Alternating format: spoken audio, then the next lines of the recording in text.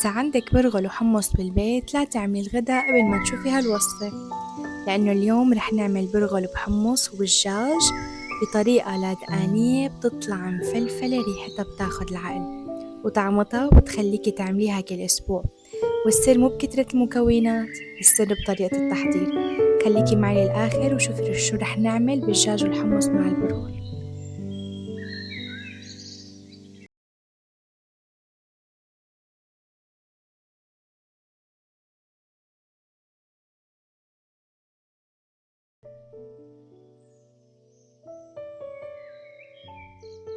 السلام عليكم ورحمة الله وبركاته، يا مساء الخير عليكم. كيفكن يا أحلى متابعين؟ شو الأخبار؟ بتمنى أنكم تكونوا بألف صحة وسلامة. هي مقادير وصفتنا مثل ما لكم شايفين. اليوم طبختنا جبتلكن إياها من اللاذقية، يلي هي البرغل بحمص مع الدجاج المسلوق. خلينا قبل ما نبدأ بأي شي ما ننسى نصلي على سيدنا محمد عليه الصلاة والسلام. وهلأ نبدأ بتحضير الطبخة. مثل ما لكم شايفين نحن محضرين دجاجتين مطلعينهم لحتى داب عنهم التلج. منقطعهم قطع، يعني كل قطعة لحالها، بنعمل الصدر لحال، الفخاد لحال، الجوانح لحال. هلا رح خليكم أنا مع طريقة التقطيع وارجيكم كيف قطعناهم للدجاجات لحتى نفوت بالمرحلة الثانية.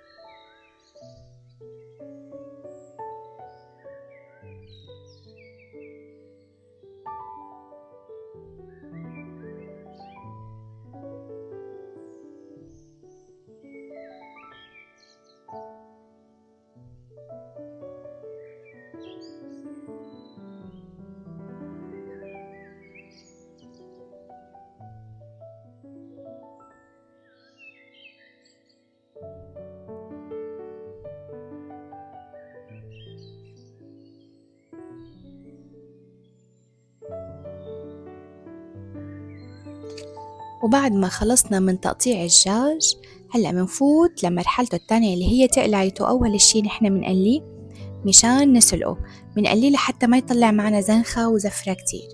منقليه لحتى ياخد هيك لون يدوب يعني خفيف. وبعدين بعد ما نخلص من تقلايته منضيف له المية السخنة والمطيبات والبصلة الصغيرة لأنه رح تعطيه نكهة كتير كتير طيبة. خليكم معي لحتى نشوف كيف عم نحضر الدجاج المسلوق أول شي.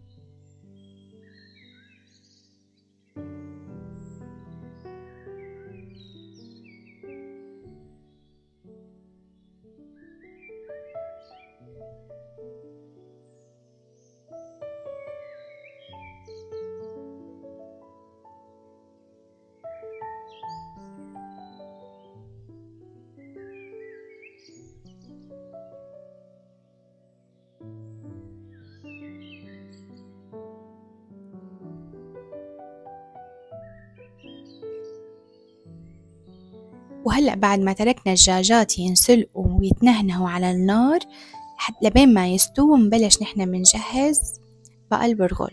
للبرغل أول شي مننزله زيت زيتون. قلتلكن أكلتنا خفيفة ومانا هالأكلة اللي معقدة على فكرة. مننزل زيت الزيتون ومننزل البصل المفروم ناعم لحتى يتقلى كتير منيح وياخد هيك شوية لون.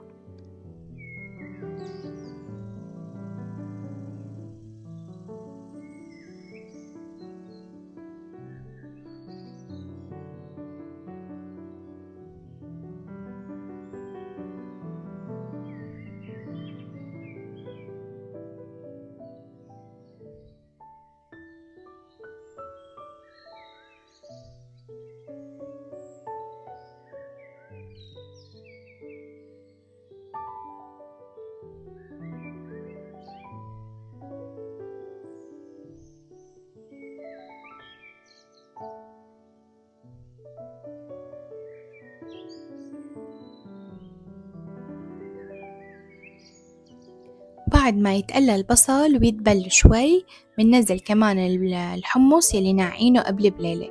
ناعينه أبدا بس ما نسالقينه لأنه هو هلأ رح يستوي بالطبخة، ما تاكلوا هم.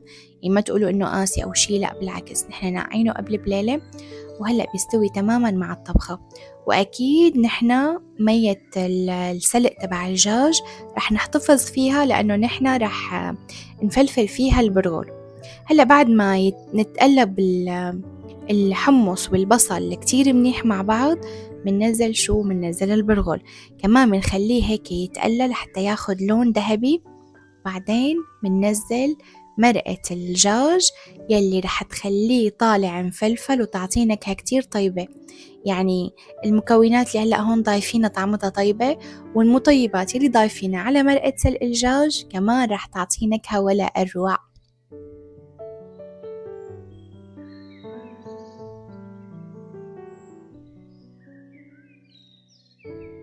وهلأ هون مثل ما لكم شايفين منعدل ملح الطبخة تبعنا، لأنه نحن مرقة الدجاج ما كتير فيها هالملح مشان ما تطلع طبختنا مالحة. منعدل الملحات وبعدين منضيف مرقة الدجاج ومنخليه على نار هادية لحتى يستوي ويتنغنغ وتطلع كل النكهة، يتشرب كل النكهة مع بعضه، يطلع مفلفل وطعمة الحمص فيه بكل لقمة.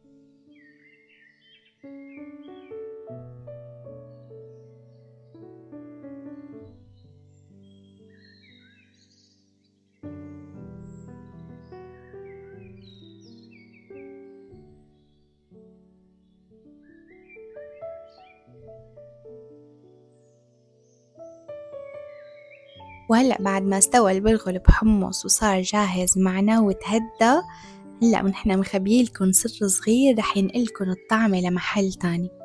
خليكن متابعين معي.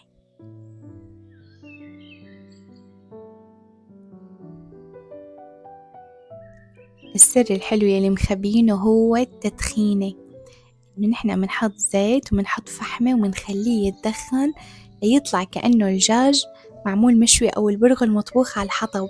يعني هي أكلتنا أدمانة لذيذة وأدمانة طيبة بتجنن. بنصحكن إنكم تجربوها. بتمنى تكون عجبتكم طبختنا اليوم. بشوفكم إن شاء الله بفيديوهات جديدة وطبخات جديدة. سلام.